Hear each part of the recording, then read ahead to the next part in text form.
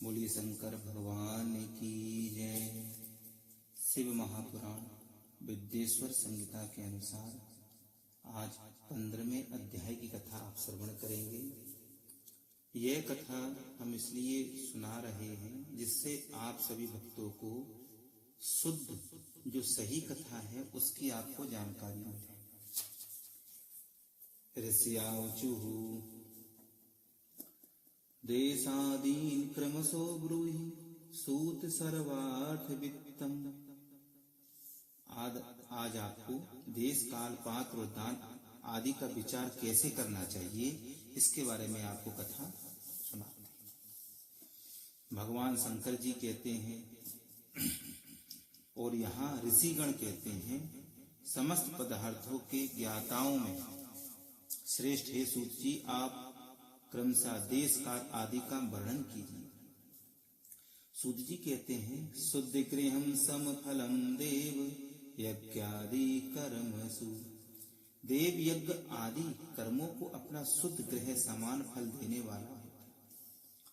मतलब अपने घर में किए हुए भगवान की पूजा का यज्ञ आदि जो शास्त्र के नियम के अनुसार शास्त्रोक्त कर्म फल को सम मात्रा में देने वाले होते हैं। गौशाला का स्थान यदि आप कोई अनुष्ठान करते हैं गौशाला के अंदर तो 10 गुना फल देता है।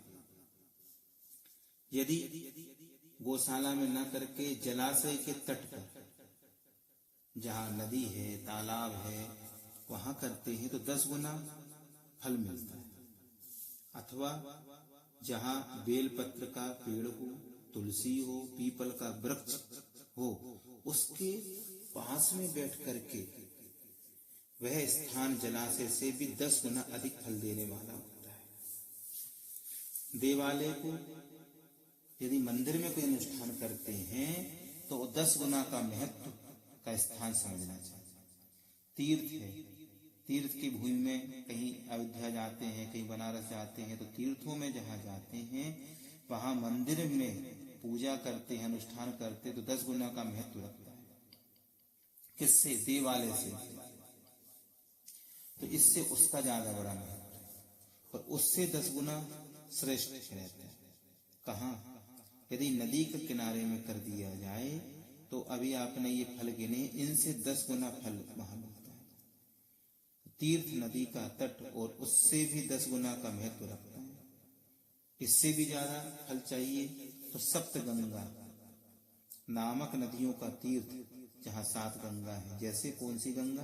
बोले गंगा है, गोदावरी है, कावेरी है, ताम्रपर्णी, सिंधु, सरयू और नर्मदा। इन 7 नदियों को सप्तगंगा कहते हैं। तो समुद्र के तट का स्थान इनसे भी 10 गुना अधिक पवित्र माना गया। इन नदियों से भी ज्यादा यदि हम कोई अनुष्ठान कोई कार्य करते हैं भगवान के धार्मिक कार्य तो समुद्र के तट पे करें तो हमें इन से ज्यादा फल की प्राप्ति होगी। और पर्वत के शिखर पर यदि अनुष्ठान करते हैं, पर्वत पे करते हैं तो समुद्र से जो 10 गुना मिल रहा है उससे 10 गुना वहां फल की प्राप्ति होती है। सबसे अधिक महत्व वह स्थान समझना चाहिए जहां मन लग जाए। बस जहां मन आपका लग जाए कि यहाँ पर अनुष्ठान करना है, यहाँ पर भगवान की कथा करनी है, तो वही सबसे अच्छा माना गया। अब सतयुग में यज्ञ दान आदि कर्म पूर्ण फल देने वाले होते थे। पहले जो सतयुग था उसमें यज्ञ दान करते थे तो पूर्ण फल देते थे। अब त्रेता युग में क्या होगा? बोले उससे 3/4 फल मिलने लगा। फिर त्रेता भी चला गया, त्रेता के बाद आया द्वापर। द्वापर में आधे फल की ही प्राप्ति मिलने लगी। फिर बहुत अनुष्ठान किया, फल तो मिला लेकिन आधे फल की प्राप्ति मिली। त्रेता युगे त्रिपादम च द्वापरे अर्धम सदा स्मृतम कलौ पादम तु विज्ञेयम तदपादोन्नम ततो अर्धके। अब ये क्या चल रहा है? कलयुग। तो कलयुग बीतने पर उस फल में से भी 1/4 कम जो है शुद्ध अंतःकरण वाले पुरुष चतुर्थ कम हो जाता है, माने थोड़ा ही फल मिलता है कलयुग के अंदर। तो शुद्ध अंतःकरण वाले जो पुरुष हैं, शुद्ध एवं पवित्र हैं, समझने वाला होता है। सूर्य की संक्रांति के दिन किया हुआ सत्कर्म शुद्ध दिन की अपेक्षा 10 गुना फल देता है। यदि आप संक्रांति के दिन कार्य करते हैं, अनुष्ठान करते हैं, तो 10 गुना फल देता है। उससे भी 10 गुना कम मिलेगा जो विषुव नामक योग में किया जाता है। विषुव किसे कहते हैं? ज्योतिष के अनुसार हम बताते हैं कि सूर्य विषुव रेखा पर पहुंचता है और दिन रात दोनों बराबर होते हैं। वह वर्ष में 2 बार आता है। एक तो सौर चैत्र मास की नवमी तिथि को, या अंग्रेजी तारीख में देखें तो 21 मार्च को, और दूसरा है कुंवार की नवमी तिथि, या अंग्रेजी में कहें तो 22 दिसंबर को ये दिन माना जाता है, जिसे हम कहते हैं विषुव। अब दक्षिणायन आरंभ होने के दिन, मतलब कर्क की संक्रांति के कुछ पुण्य कर्म का महत्व विषुव से भी 10 गुना बताया गया है। उससे भी 10 गुना फल बताया मकर संक्रांति। देखिए, मकर संक्रांति पे विशेष कोई अनुष्ठान कर लिया जाए तो निश्चित रूप से उसमें फल की प्राप्ति होती है। अथवा चंद्र ग्रहण में किए हुए पुण्य का महत्व सूर्य ग्रहण का सबसे समय उत्तम है।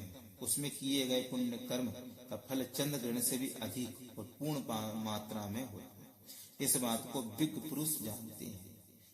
जगत रूपी सूर्य का राहु रूपी विष से संयोग होता है, इसलिए सूर्य ग्रहण का समय रोग प्रदान करने वाला है। मतलब उस विष की शांति के लिए उस समय स्नान, दान और जप करना चाहिए।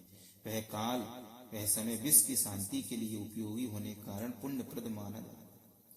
अब आगे देखते हैं, जन्म नक्षत्र के दिन तथा व्रत की पूर्ति के दिन का समय सूर्य ग्रहण के समान ही समझा जाता है। परंतु महापुरुषों के संग का काल करोड़ों सूर्य ग्रहण के समान पावन है, ऐसा ज्ञानी पुरुष मानते। तपोनिष्ठ योगी ज्ञान यष्ट यति के पूजा के पात्र हैं, क्योंकि ये पापों के नाश में कारण होते हैं। जिसने 24 लाख गायत्री मंत्र का जप कर लिया हो, वह ब्राह्मण भी पूजा का पात्र है। उसका पूजन संपूर्ण फलों और भोगों को देने में समर्थ होता है। जो पतन से त्राण करता है, नरक में गिरने से बचाता है, उसके लिए पात्र का शब्द प्रयोग होता है। वह दाता को पाप से त्राण प्रदान करने के कारण पात्र कहलाता है। इस प्रकार गायत्री अपना गान करने वाले का अधिक गति से ग्रहण करती है, इसलिए वह गायत्री कहलाती है। जैसे इस लोक में जो धनहीन है वह दूसरों को धन नहीं दे सकता, जो यहाँ धनवान है वही दूसरे को धन दे सकता है। उसी तरह जो स्वयं शुद्ध और पवित्र आत्मा है वही दूसरे मनुष्यों का त्राण या उद्धार कर सकता है। जो गायत्री का जप करके शुद्ध हो गया है वही शुद्ध ब्राह्मण कहा जाता है। इसलिए दान, जप, होम, पूजा इन सभी कर्मों के लिए वही शुद्ध पात्र है। ऐसा ब्राह्मण ही दान लेने तथा रक्षा करने की पात्रता रखता है। स्त्री हो या पुरुष, जो भी भूखा हो वही अन्नदान का पात्र है। श्रेष्ठ ब्राह्मण को समय पर बुलाकर उसे धन या उत्तम वाणी से संतुष्ट करना चाहिए, जिससे अभिष्ट फल की प्राप्ति होती है। जिसको जिस वस्तु की इच्छा हो उसे वह वस्तु बिना मांगे ही दे दी जाए तो दाता को उस दान का पूरा पूरा फल प्राप्त होता है। जो याचना करने के बाद दिया गया हो, माने किसी ने मांगा और तब तुमने दिए, तो दान आधा ही फल देने वाला होता है। अपने सेवक को दिया हुआ दान 1/4 फल देने वाला कहा गया। जो जाति मात्र से ब्राह्मण है और दीनता पूर्ण वृत्ति से जीवन बिताता, उसे दिया हुआ धन का दान दाता को इस भूतल पर 10 वर्षों तक भोग प्रदान करने वाला है। वही दान यदि वेदवत्ता ब्राह्मण को दिया जाए तो वह स्वर्गलोक में देवताओं के 10 वर्षों तक दिव्य भोग देने वाला होता है। गायत्री जापक ब्राह्मण को दान देने से सत्यलोक में 10 वर्षों तक पुण्य भोग प्राप्त होता है। और विष्णु भक्त ब्राह्मण को दिया गया दान वैकुंठ की प्राप्ति कराने वाला होता है। शिव भक्त विप्र को दिया हुआ दान कैलाश की प्राप्ति कराने वाला कहा गया है। इस प्रकार सबको इन लोगों को भोग प्राप्ति का दान देना चाहिए। रविवार के दिन बोलिए श्री शंकर भगवान की जय।